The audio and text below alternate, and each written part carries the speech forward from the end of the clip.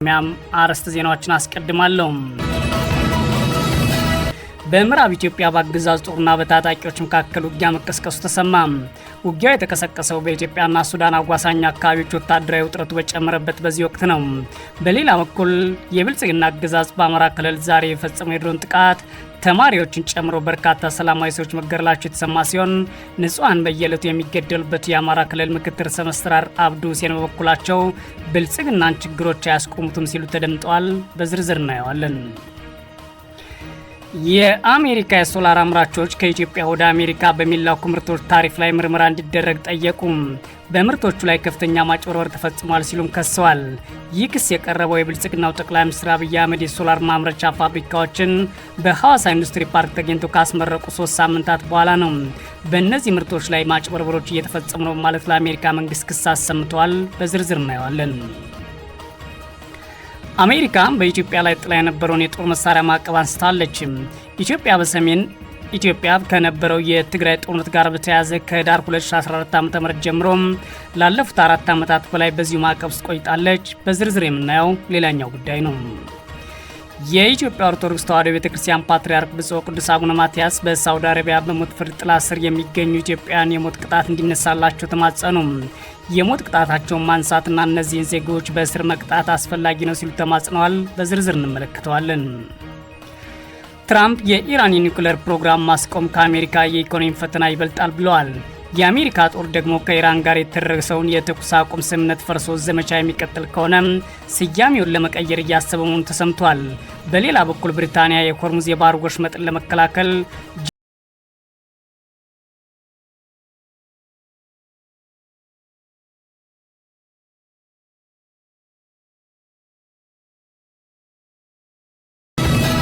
በምዕራብ ኢትዮጵያ በአገዛዙ ጦርና በታጣቂዎች መካከል አዲስ ውጊያ ተቀስቅሷል። በዚህ በኢትዮጵያና ሱዳን አዋሳኝ አካባቢዎች ወታደራዊ ውጥረት በጨመረበት ወቅት ነው ይህ ውጊያ የተቀሰቀሰው። በሌላ በኩል የብልጽግና አገዛዝ ዛሬ በአማራ ክልል በፈጸመው የድሮን ጥቃት ተማሪዎች ጨምሮ በርካታ ሰላማዊ ሰዎች ተገድለዋል። የአገዛዙ የአማራ ክልል ምክትል ርዕሰ መስተዳድር አብዱ ሁሴን ደግሞ ብልጽግና ችግሮች አያስቆሙትም ሲሉ ተደምጠዋል። በዛሬው ዕለት ግንቦት 5 2018 ዓ.ም በአማራ ክልል ደቡብ ጎንደር ዞን የብልጽግና አገዛዝ በፈጸመው የድሮን ጥቃት በርካታ ሰዎች መገደላቸውን የኢትዮኒውስ የመረጃ ምንጮች ተናግሯል። ጥቃቱን የተፈጸመው በዞኑ ከደብረ ታቦር ከተማ ቅርብ ርቀት በምትገኘው ማህደረ ማርያም አነስተኛ ከተማ ሲሆን በጥቃቱ 4 የአብነት ተማሪዎች ጨምሮ በርካታ ሰላማዊ ሰዎች ተገድለዋል ሲሉ የመረጃ ምንጮች ናቸው የተናገሩት። የአካባቢው የፋኖ የመረጃ ምንጮች በኩላቸው በድሮን ጥቃቱ ከተገደሉት ሰላማዊ ሰዎች በተጨማሪ በቅርቡ አለምበር ላይ በተደረገው ውጊያ በፋኖ ተይዘው የነበሩ የአገዛዙ ወታደሮች ጉዳት ደርሶባቸዋል ሲሉ ለኢትዮኒውስ ተናግረዋል። የብልጽግና አገዛዝ አሁንም ጥቃት የተፈጸመበት ማህደረ ማርያም ጨምሮ በስቴና ደብረ ታቦር ከተማ ዙሪያ ተከታታይ የድሮን ቅኝት በመቀጠሉ ሌላ ጥቃት ሊፈጽም ይችላል በሚል ሰላማዊ ሰዎች አሁንም ስጋት ላይ ወድቀዋል ተብሏል። በዚህ ሁኔታ ከአየር ላይ የሚፈጸሙ ጥቃቶችና በከባድ መሳሪያ ንጹሃን በየዕለቱ የሚገደሉበት የአማራ ክልል ምክትል ርዕሰ መስተዳድር አብዱ ሁሴን ደግሞ ብልጽግናን ችግሮች አያስቆሙትም ሲሉ ተናግረዋል። አብዱ ሁሴን በሰሜን ወሎ ዞን ጋሸና ከተማ ባደረጉት ንግግር ብልጽግና የባህር በር ተጠቃሚ ያደርጋቸዋል ማለታቸውንም ያገዛዙ ሚዲያዎች ዘግቧል። ላለፉት 3 ዓመታት በጦርነት ውስጥ የሚገኘው የአማራ ክልል በምክትልነት የተሾሙት አብዱ ሁሴን ብልጽግና ችግሮች አያስቆሙትም ሲሉ መደመጣቸው በአንድ በኩል ችግሮች ምራቸውን ያመኑ ቢሆንም በሌላ በኩል ደግሞ ችግሮች ይቀጥላሉ፣ እኛም በስልጣናችን እንቀጥላለን ማለታቸው ሆኖባቸዋል። በእርግጥም ቀውሱን እንደ እድል እንጠቀማለን የሚለው የአብይ አህመድ አገዛዝ የሚመሩት የብልጽግና አመራር መሆናቸው ሲታይ አብዱ ሁሴን ይህ ንግግራቸው የሚያስገርም አይሆንም። ይህ በእንዲህ እንዳለ በምዕራብ ኢትዮጵያ በአገዛዙ ጦርና በታጣቂዎች መካከል ውጊያ መቀስቀሱ ተሰምቷል። ውጊያ የተቀሰቀሰው በኢትዮጵያና ሱዳን አዋሳኝ አካባቢዎች ወታደራዊ ውጥረት በጨመረበት በዚህ ወቅት ሲሆን ውጊያው የተቀሰቀሰበት አካባቢ ከድንበር ቅርበት ያለው መሆኑን የመረጃ ምንጮች ተናግሯል። ምዕራብ ኢትዮጵያ ቢሻንጉል ጉሙዝ ክልል አሶሳ ዞን ሸርቆሌ ወረዳ ገልገል በተባለ አካባቢ 3ኛ ቀኑን የያዘ ውጊያ መቀጠሉን የተናገሩት የመረጃ ምንጮች በውጊያው ከፍተኛ ሰብአዊና ቁሳዊ ጉዳት ደርሷል ብለዋል። ከቀናት በፊት በዚሁ በሸርቆሌ ወረዳ ገመድ የተባለ አካባቢ ውጊያ እንደተደረገና አገዛዙም የድሮን ጥቃት እንደፈጸመ መዘገባችን የሚታወስ ሲሆን አሁን ላይ ገመድ የተባለው አካባቢ በታጣቂዎች ተይዟል ተብሏል። የብልጽግና አገዛዝ ከሱዳን ታጥቀውና ተደራጅተው የገቡ ጸረ ኢትዮጵያ ኃይሎች አሉ በሚል ዘመቻ መጀመሩ የተሰማ ሲሆን ራሳቸውን የጉሙዝ ኃይሎች አንድነት ግንባርና የቤኒሻንጉል ህዝብ ነጻነት ንቅናቄ ብለው የሚጠሩ ታጣቂዎች ደግሞ አገዛዙ በትጥቅ የሚፋለሙ የነጻነት ኃይሎች አድርገው እንደሚገልጹ የአካባቢውን ሁኔታ በቅርብ የሚከታተሉ የኢትዮኒውስ የመረጃ ምንጮች ይናገራሉ። ታጣቂዎቹ በተለይም በቤኒሻንጉል ጉሙዝ ክልልና አሶሳ ዞን እንዲሁም መተከል ዞኖች በስፋት እንደሚንቀሳቀሱም ነው የመረጃ ምንጮች አክለው የተናገሩት። የአሜሪካ የሶላር አምራቾች ከኢትዮጵያ ወደ አሜሪካ በሚላኩ ምርቶች ታሪፍ ላይ ምርመራ እንዲደረግ ጠየቁ። በምርቶች ላይ ከፍተኛ ማጭበርበር እየተፈጸመ ነው ማለት የብልጽግና አገዛዝና የቻይና መንግስትን ከሰዋል። ይህ ክስ የቀረበው የብልጽግናው ጠቅላይ ሚኒስትር አብይ አህመድ እነዚህን የሶላር ማምረቻ ፋብሪካዎች በሐዋሳ ኢንዱስትሪ ፓርክ ተገኝተው ካስመረቁ ከሳምንታት በኋላ ነው። የአሜሪካ የሶላር አምራቾች ከኢትዮጵያ ኤክስፖርት በሚደረጉ የሶላር ምርቶች ታሪፍ ላይ የፌዴራል የንግድ ባለስልጣናት ምርመራ እንዲያካሂዱ መጠየቃቸው ሮይተርስ ነው የዘገበው። አምራቾቹ በቻይና የተመረቱ የሶላር ምርቶች በአሜሪካ የጣልባቸውን ታሪፍ ለማለፍ በኢትዮጵያ በኩል ኤክስፖርት እየተደረጉ ነው ሲሉ ነው የከሰሱት። ባለፈው ማክሰኞ ለአሜሪካ የንግድ መምሪያ የቀረበው ቅሬታ እንደ ቶዮና ኦሪጂን ሶላር ማኒፋክቸሪንግ ያሉ ኩባንያዎች በቻይና የተመረቱ ግብዓቶችን በመጠቀም በኢትዮጵያ ውስጥ የሶላር ሴሎችን እያመረቱ መሆኑን ይገልጻሉ። እነዚህ ምርቶች በኢትዮጵያ በቪየትናም ውስጥ ወደ ሶላር ፓኔልነት ተቀይረው ወደ አሜሪካ እንደሚላኩም ያትታል። ይህ ክስ የቀረበው የብልጽግናው ጠቅላይ ሚኒስትር አብይ አህመድ ኢትዮጵያ የታዳሽ ኃይል ምርትና የኢንዱስትሪ ማምረት አቅሟን ለማሳደግ የምታደርገው ጥረት አካል ሆነዋል ብለው ግዙፍ የሶላር ማምረቻ ፋብሪካዎች በሐዋሳ ኢንዱስትሪ ፓርክ ተገኝተው ካስመረቁና ብዙ ካወሩ በኋላ ነው። የብልጽግና አገዛዝ ህገወጥ ገንዘብን የጦር መሳሪያን ጨምሮ ወደ ኢትዮጵያ ማስገባት ህጋዊ በማድረግ ወደ ጎረቤት ሀገራት የሚሸጥ ሲሆን አሁን ደግሞ በቻይና ላይ አሜሪካ የጣለችውን ታሪፍ ለማስመለጥ የሚያስችል እናም ወደ ኢትዮጵያ ገብቶ በኢትዮጵያ የተመረተ ተብሎ ተመልሶ ወደ አሜሪካ እንዲላክ መደረጉን ከሰዋል። እነዚህ የአሜሪካ ባለሀብቶችም የመንግስት መገናኛ ብዙሃን እንደሚዘግቡት ታዲያ ሚያዝያ 17 ቀን 2018 የተመረቁት ፕሮጀክቶቹ የቶዮ ሁለተኛ ምዕራፍ ኦሪጂን እና ሉሚቴክ የሶላር ፋብሪካዎች እንዲሁም ኤችዜድ የጋዝ ፋብሪካን ያካትት ነበር። እነዚህ የሶላር ፋብሪካዎች በጋራ በአመት 11.3 ጊጋዋት የንጹህ ኢነርጂ ቴክኖሎጂን የማምረት አቅም ይኖራቸዋልም ተብሏል። አብይ አህመድ ሚያዝያ 17 ቀን 2018 ዓ.ም በማህበራዊ ትስስር ገጻቸው ባስተላለፉት መልእክትም ዛሬ በሲዳማ ክልል ሐዋሳ ከተማ በሚገኘው ሐዋሳ ኢንዱስትሪ ፓርክ የቶዮ ሁለተኛ ምዕራፍ የኦሪጂን እና የሉሚቴክ የሶላር ፋብሪካዎች እንዲሁም የኤችዜድ የጋዝ ፋብሪካን መርቀናል ብለው ነበር። አብይ እነዚህ ፕሮጀክቶች አሁን ላይ ሰፊ የስራ ዕድል መፍጠር የቻሉ ናቸው ብለው አሞካሽቷቸው የነበሩ ሲሆን አሁን ግን በአሜሪካ መንግስት በኩል የቀረበባቸው ግን የማጭበርበር ስራ ላይ እንደተሳተፉ ነው። ሮይተርስ በዘገባው እንደገለጸው ከሆነ አቤቱታው ካቀረቡት የአሜሪካ ድርጅቶች መካከል ፈርስት ሶላር፣ የደቡብ ኮሪያው ሃንዋ ግሩፕ ቅርንጫፍ የሆነው ኪውሴልስ እና ሌሎች 6 አነስተኛ አምራቾች ይገኙበታል። ሁለቱ ግዙፍ ኩባንያዎች በአሜሪካ የሶላር ማምረት አቅማቸውን ለማሳደግ በቢሊዮን የሚቆጠር ዶላር መዋለ ንዋይ ማፍሰሳቸው ሮይተርስ ዘግቧል። እንደ አሜሪካ የንግድ ህግ ሆነ ኩባንያዎቹ በምርቶቹ ላይ መጠነኛ ለውጦችን ብቻ ማድረግ በሶስተኛ ሀገራት በኩል ምርቶችን በመላክ የተጣለባቸውን የታሪፍ ክፍያ ማለፍ ወይም መሸሽ እየተከለከለ ነው። ኢትዮጵያ ታዲያ በሶላር ኢንዱስትሪ ማምረት ረገድ ታዋቂ እየሆነች መምጣቷን የጠቀሰው ሮይተርስ አሜሪካ ከ2017 አጋማሽ በፊት ከኢትዮጵያ ምንም አይነት የሶላር ምርት የማታስገባ ቢሆንም ባለፈው ዓመት መጨረሻ ላይ ግን ምርቱ ወደ 300 ሚሊዮን ዶላር ገደማ ከፍ ማለቱን አመልክቷል። ይህም ኢትዮጵያ በ2025 ለአሜሪካ ሰባተኛዋ ትልቅ የሶላር ምርት ላኪ ሀገር ሆና ተገኝታለች ብሏል። ሮይተርስ በጠቀሰው መግለጫ መሰረት የአቤቱታ አቅራቢ ቡድን ዋና ጠበቃና በዋይሊ ሬይን ኤልኤልኤፒ የህግ ተቋም አጋር የሆኑት ቲም ብራይትቪል በኢትዮጵያ እያየ ነው ያለነው ሁኔታ የተለመደውን የታሪፍ ማምለጫ መንገድ የተከተለ ነው ሲሉ ተናግሯል። ጠበቃው አክለውም የአሜሪካ የሶላር ማምረቻ ኢንዱስትሪ ወሳኝ ምዕራፍ ላይ እንደሚገኝ ገልጸው በቢሊዮኖች የሚቆጠር መዋለ ንዋይ በፈሰሰበት በሺዎች የሚቆጠሩ የስራ ዕድሎች በተፈጠሩበትና በትክክለኛው የማምረት አቅም ወደ ስራ የገባበት ባለበት በዚህ ወቅት በተከታታይ የሚፈጸም የታሪፍ ስወራ ይህ እድገት እንዲስተጓጎል አንፈቅድም ብለዋል። እንደዚህ ነው የወኪሉ ዘገባ ከሆነ የቻይና የሶላር አምራቾች ከፍተኛ የመንግስት ድጎማ ተጠቃሚዎችም ናቸው። በምርመራ በመረጋገጡ አሜሪካ ላለፉት 10 ዓመታት በቻይና የሶላር ምርቶች ላይ አንቲ ደምፒንግ እና የማካካሻ ቀረጥ ስትጥል ቆይታለች። የቻይና የሶላር ማምረቻ ተቋማት ወደ ማሌዥያ፣ ታይላንድ፣ ካምቦዲያ እና ቪየትናም መዛወራቸውን ተከትሎ ተመሳሳይ የታሪፍ ተመኖች በእነዚህ ሀገራት ላይ እንዲተገበሩ መደረጉን ዘገባው አመላክቷል። በኢትዮጵያም ላይ በእነዚህ ዘርፎች ልዩ ታሪፍ አሜሪካ ልጥል እንደምችል ነው ጠበቃ የጠቀሱትም። አሜሪካ በኢትዮጵያ ላይ ጥላ የነበረውን የጦር መሳሪያ ማዕቀብ አንስታለች። በኢትዮጵያ ተጥሎ የነበረው የጦር መሳሪያ ማዕቀብ መነሳቱን አሜሪካ ስታስታወቅ ማዕቀቡ መነሳቱን የገለጸው በአሜሪካ የውጭ ጉዳይ ሚኒስቴር የአሜሪካ የአገር መከላከል ንግድ ቁጥጥር ዳይሬክቶሬት ነው። ዳይሬክቶሬቱ ሰኞ ግንቦት 2018 ዓ.ም እንደገለጸው በኢትዮጵያ ላይ ይከተል የነበረውን የክልከላ ፖሊሲ በማንሳት አሁን ላይ በዓለም አቀፍ የጦር መሳሪያ ዝውውር ደንብ ቁጥጥር የሚደረግባቸውና ከኢትዮጵያ ጋር የተያዙ የፈቃድ ማመልከቻዎች በየተራ እየገመገመ ነው ተብሏል። ይህን ተከትሎም በቅርቡ የሚወጣ የደንብ ለውጥ ኢትዮጵያ በዓለም አቀፍ የጦር መሳሪያ ዝውውር ደንብ 126 አይቲአርኤም ዝርዝር ውስጥ ከሚገኙ ሀገራት ተርታ እንድትሰረዝ የሚደረግ መሆኑን ጠቅሷል።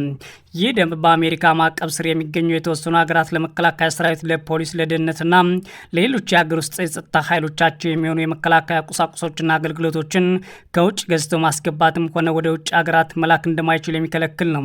ኢትዮጵያ በሰሜን ኢትዮጵያ ከነበረው የትግራይ ጦርነት ጋር በተያያዘ ከህዳር 2014 ዓ.ም ጀምሮ ከ4 ዓመታት በላይ በዚህ ማዕቀብ ውስጥ ቆይታለች። አሁን ላይ ኢትዮጵያ ከጥቂት ዓመታት በፊት የጦር መሳሪያ በብዛት የጦር መሳሪያ የምትገዛው ከሩሲያ፣ ቻይና፣ ቱርክ፣ የተባበሩት አረብ ኤምሬትስ እና ኢራን መሆኑን የተለያዩ መረጃዎች ያሳያሉ ይላል ቢቢሲ። አሜሪካ ጥላ የነበረውን ማዕቀብ መነሳቱ ይፋ የሆነው በኢትዮጵያ ግጭቶች በቀጠሉበትና የትግራይ ክልል ውጥረት ባየለበት በኢትዮጵያና በኤርትራ እንዲሁም በኢትዮጵያና በሱዳን መካከል ውጥረት ባለበት በአሁኑ ወቅት ነው። አሜሪካ በኢትዮጵያ ላይ ጥላ የነበረው የጦር መሳሪያ ማዕቀብ ለማንሳት ከውሳኔ ላይ የደረሰችበት ምክንያት በይፋ አልተገለጸም። ሆኖም የአሜሪካ መከላከያ ንግድ ቁጥጥር ዳይሬክቶሬት ይህ ማዕቀብ መነሳቱ ይፋ ያደረገው የብልጽግና ውጭ ጉዳይ ሚኒስትር ጌዲዮን ጢሞቴዎስ ወደ ዋሽንግተን አቅንተው ከአሜሪካ አቻቸው ማርኮ ሩቢዮ ጋር በሁለትዮሽና የምስራቅ አፍሪካ ቀጠናዊ ጉዳዮች ላይ መነጋገራቸውን ተከትሎ ነው።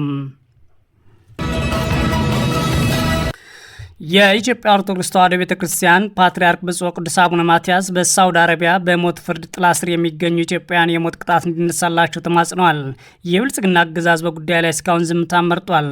የኢትዮጵያ ኦርቶዶክስ ተዋሕዶ ቤተክርስቲያን ፓትርያርክ ብፁዕ ወቅዱስ አቡነ ማትያስ በሳውዲ አረቢያ የሞት ፍርድ ተፈርዶባቸው ሞታቸው እየተጠባበቁ የሚገኙ ኢትዮጵያውያን ሕይወት ለመታደግ የኢትዮጵያና የሳውዲ አረቢያ መንግስታት ጥረታቸውን እንዲያጠናክሩ አስቸኳይ ጥሪ አቅርበዋል። ፓትርያርኩ ይህን ጥሪ ያቀረቡት በሳውዲ አረቢያ የሚገኙ ኢትዮጵያውያን የህግ ሂደት ጥሰት እየተፈጸመባቸው ነው የሚሉ ስጋቶች የጨመሩበትና የሞት ፍርዱም ሊፈጸም እንደሆነ የሚጠቁሙ ዘገባዎችና ዓለም አቀፍ ሪፖርቶች በወጡበት ነው። ቅዱስነታቸው ግንቦት 4 ቀን 2018 ዓ.ም ከአዲስ አበባ አስተላለፉት አባታዊ መልእክት በሳውዲ አረቢያ እስር ቤት የሚገኙ ኢትዮጵያን በሞት ጥላ ስር የሚገኙ ድምፅ አልባ ልጆች ሲሉ የገለጿቸው ሲሆን አፋጣኝ ዲፕሎማሲያዊና ሰብአዊ ጣልቃ ገብነት እንዲደረግ ጠይቀዋል። ብፁዕ ወቅዱስ አቡነ ማትያስ ከእነርሱ ጋር አብራችኋል እና እንደታሰራችሁ ሆናችኋል፣ እስረኞችን አስቡ፣ መከራ የጸናባችሁን በስጋችሁ ከእነርሱ ጋር እንዳላችሁ ሆናችሁ አስቡ የሚለውን የዕብራውያን 13:3 ጥቅስን በመጥቀስ እውነተኛ እምነት ዝምታን ከመምረጥ ይልቅ መከራ በሚቀበሉ ወገኖች ጎን መቆም እንደሚጠይቅ ገልጸዋል። እረኛ በመንጋ ውስጥ ያለች አንዲት በግ ስትጠፋ ወይም ለአደጋ ስትጋለጥ ዝም እንደማይል ሁሉ እኛም የተሻለ ሕይወት ፍለጋ በተሰደዱበት ሀገር በሞት ጥላ ስር ሆነው ለፍትህ የሚጮና ቀናቸውን በጭንቀት የሚቆጥሩ ድምፅ አልባ ኢትዮጵያ ልጆቻችን በሳውዲ አረቢያ ምድር የጅምላ ግድያ ሊፈጸምባቸው እንደሆነ ከተለያዩ መገናኛ ብዙሃን ሰምተናል ነው ያሉት ብፁዕ ወቅዱስ አቡነ ማትያስም። የፓትርያርኩ መልእክት የመጣው በሳውዲ አረቢያ ታስረው የሚገኙ ኢትዮጵያን ስደተኞች ዕጣ ፈንታ በተመለከተ ከዓለም አቀፍ የሰብአዊ መብት ተሟጋች ድርጅቶችና ከቀጠናው ባለስልጣናት የሚሰማው ስጋት እየጨመረ በመጣበት ወቅት ነው። ሁማን ራይትስ ዎችን ጨምሮ ሌሎች ዓለም አቀፍ ተቋማት ከነዚህ እስረኞች ጋር በተያያዘ የሳውዲ መንግስት ያሳለፈው ውሳኔ እጅግ አደገኛ ነው፣ የሞት ፍርዱም ሊቀለበስ ይገባል ብለው ነበር። ቅዱስነታቸው የኢትዮጵያ መንግስት በቀጥታ በመጥቀስ የሞት ፍርዱ እንዲቀለበስና ታሳሪዎች ወደ ሀገራቸው የመለሱበት መንገድ እንዲመቻች ከሳውዲ ባለስልጣናት ጋር ከፍተኛ ደረጃ ውይይት እንዲደረግም ጠይቀዋል። የዲፕሎማሲያዊ ግንኙነት ዓላማ የሰውን ህይወት መጠበቅ በመሆኑም የኢትዮጵያ መንግስት በታላቅ አደራ ስሜት አሁን ላይ ለሚደረጉ ጥረቶች ልዩ ትኩረት እንዲሰጥ እናሳስባለን ያሉት ብፁዕ ወቅዱስ አቡነ ማትያስ አክለውም ያለ አግባብ የተፈረደባቸው ልጆቻችን የሞት ፍርድ ተቀልብሶ ወደ ሀገራቸው የመለሱበት መንገድ እንዲመቻች ከሳውዲ ባለስልጣናት ጋር ከፍተኛ ደረጃ ያለው ውይይት እንዲደረግ እንጠይቃለን ብሏል። ፓትርያርኩ በርካታ ተሳሪዎች በፍርድ ሂደት ወቅት በህግ አማካሪ ማስተርጓሚ እንዳልነበራቸው መጥቀስ የሰብአዊ መብት ተሟጋቾች የሚያነሱት ስጋት ማስተጋብተዋል። ቅዱስነታቸው በማያውቁት ቋንቋና ባልተረዱት የህግ ሂደት የሞት ፍርድ የተፈረደባቸው እነዚህ ወገኖች መከራ ዓለም አቀፍ የሰብአዊ መብት ተሟጋች ድርጅቶች እንዲመለከቱት ይህንንም ኢፍትሐዊ በሆነ በመቃወም የንጹሃን ህይወት እንዲታደጉ ድጋሚ ጥሪ እናቀርባለን ብሏል። በቅዱስ አቡነ ማትያስ አክለውም ፍርድ ያለ ምህረት ከሆነ አምላካዊ ቁጣ ይጋብዛልና የሳውዲ ባለስልጣናት የሁለቱን ሀገራት የቆየ ታሪክና ወዳጅነት አስበው በሞት ፍርድ ጥላ ስር ላሉ ወገኖቻችን ምህረት እንዲያደርጉም ቅጣቱንም ወደ ስርዓት እንዲቀይሩ በአባታዊ ርኅራኄ እንጠይቃለን ሲሉም ተማጽነዋል። የአሜሪካ ፕሬዝዳንት ትራምፕ የኢራንን የኒውክሌር ፕሮግራም ማስቆም ከአሜሪካውያን የኢኮኖሚ ፈተና ይበልጣል አሉ። በሌላ በኩል የአሜሪካ ጦር ከኢራን ጋር የተደረሰው የተኩስ አቁም ስምምነት ፈርሶ ዘመቻ የሚቀጥል ከሆነ ስያሜውን ለመቀየር እያሰበ መሆኑ ተዘግቧል። ብሪታንያ ደግሞ የሆርሙዝ ወሽመጥን ለመከላከል ጄቶች፣ ድሮኖችና የጦር መርከቦችን እንደምትልክ አስታውቃለች። የአሜሪካው ፕሬዝዳንት ዶናልድ ትራምፕ ማክሰኞ ዕለት የአሜሪካውያን የፋይናንስ ችግር የኢራን ጦርነት ለማስቆም በሚያደርጉት የድርድር ውሳኔ ላይ ምክንያታዊ አይደለም ብለዋል። ትራምፕ ቴህራን የኒውክሌር ጦር መሳሪያ እንዳይኖራት ማድረግ ቅድሚያ የሚሰጠው ጉዳይ መሆኑን ለጋዜጠኞች ተናግረዋል። ጋዜጠኞቹ አሜሪካውያን ጦርነት ተከትሎ እየደረሰባቸው ያለውን የኢኮኖሚ ጫና ምን ያህል ከስምምነት እንዲደርሱ ግፊት እንዲያደርግ ሲጠይቁ ትንሽ እንኳን ተጽዕኖ አያደርግም ብለዋል። ዶናልድ ትራምፕ ቅድሚያ የሚሰጡት ኢራን የኒውክሌር ጦር መሳሪያ እንዳይኖራት ማድረግ መሆኑን ተናግረው የአሜሪካውያን ፋይናንስ ችግር ጦርነቱን ከማቆም በሚያሳልፉት ውሳኔ ላይ ተጽዕኖ አይኖረውም ብለዋል። የፕሬዝዳንቱ አስተያየት እንዲያብራሩ የተጠየቁት የዋይት ሀውስ ኮሚኒኬሽን ዳይሬክተር ስቲቭ ቺንግ ትራምፕ ዋነኛ ኃላፊነታቸው የአሜሪካኖችን ሰላምና ደህንነት ነው፣ ኢራን የኒውክሌር ጦር መሳሪያ ሊኖራት አይችልም፣ እርምጃ የማይወሰድ ከሆነ እስካሁን ይኖራቸዋልና አሜሪካውያን ያስፈራሩ ነበር ብለዋል። በሌላ በኩል አሜሪካና እስራኤል ቴህራን ላይ ጦርነት ከከፈቱ በኋላ በዩናይትድ ስቴትስ የነዳጅ ዋጋ ጭማሪ ዜጎችን እያንገላታ መሆኑና ግሽበትም ተፈጥሯል። የአሜሪካ ጦር ፔንታገን የኢራን ጦርነት ስያሜ ኦፕሬሽን ስሌጅ ሃመር በሚል ለመቀየር እያሰበ መሆኑን ተዘግቧል። የአሜሪካ ጦር ከኢራን ጋር የተደረገው የተኩስ አቁም ስምምነት ፈርሶ ዘመቻው የሚቀጥል ከሆነ ስያሜውን ለመቀየር እያሰበ መሆኑን ኤንቢሲን የዘገበው። የአሜሪካ ባለስልጣናት ዶናልድ ትራምፕ ጦርነቱን በድጋሚ እንዲጀምር የሚፈቅዱ ከሆነ የዘመቻው ስያሜ ኦፕሬሽን ስሌጅ ሃመር ተብሎ ሊቀየር እንደሚችል ተናግረዋል። አሜሪካ ኢራን ላይ ወታደራዊ ዘመቻዎችን የካቲት 21 2018 ከእስራኤል ጋር በመሆን ስትጀምር ኦፕሬሽን ኤፒክ ፊሪ ስትል ሰይመው ነበር።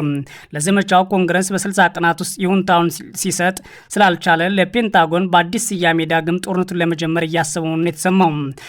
በሌላ በኩል ብሪታንያ በሆርሙዝ የባህር ወሽመጥ ላይ የሚደረግ የመርከቦች እንቅስቃሴ ለመጠበቅ በተዘጋጀ የጋራ ተልዕኮ ላይ ድሮኖችን፣ ተዋጊ ጀቶችና የጦር መርከቦችን እንደምታዋጣ አስታውቃለች። የመከላከያ ሚኒስትሩ ጆኒ ሄሊ ማክሰኞ ዕለት በተካሄደው የመከላከያ ሚኒስትሮች ጉባኤ ላይ ዩኬ የምታደርገው ድጋፍ አድርገዋል። ይህ የዩኬ ባህር ኃይል ስምሪት የባህር ውስጥ ፈንጂዎችን ለመለየት የሚረዳ መሳሪያን፣ ድሮን ጀልባዎችና የአየር ቅኝቶችን ለማድረግ የሚያግዝ የጦር ጀቶችን ያካተተ ነው ብለዋል። ሁኔታው ሲፈጸም ወይም ሲፈቅድ ይጀምራል በተባለው በዚህ የሆርሙዝ መተላለፊያ ለመጠበቅ የሚደረገው ተልዕኮ ውስጥ ከ40 በላይ ሀገራት ይሳተፋሉ። ኢራን ለአሜሪካና ለእስራኤል ጥቃቶችን አጸፋ በዓለም ላይ ከፍተኛ የመርከቦች እንቅስቃሴ ከሚደረግባቸው መስመሮች አንዱ የሆነውን የሆርሙዝ ወሽመጥ ለወራት ዘግታለች። አሜሪካ በኩሏ ተመሳሳይ ምጣኔ ሀብታዊ ጫና በማሳደር አስባ በኢራን ላይ ወጪ ገቢ መርከቦችን አግዳለች። ይህም በመሆኑ አውሮፓና ሌሎች ሀገራት በአጠቃላይ በችግሩ ላይ መፍትሄ ለማምጣት እየመከሩ ነው። በአሁኑ ወቅት መካከለኛው ምስራቅ ከ1 ሺህ በላይ የዩኬ ወታደሮች የሚገኙ ሲሆን ይህም የጸረ ድሮና የፈጣን ውጊያ ጀቶችን ቡድኖችን እንደሚያካትት ሰምቷል። እነዚህን ጨምሮ በቀጠናው ላይ አዲስ ኃይል ለማሳተፍ እየጣረች እንደሆነ ብሪታንያ ተሰምቷል። ፈረንሳይም ተመሳሳይ እርምጃን ለመውሰድ እየተዘጋጀች ይገኛለች።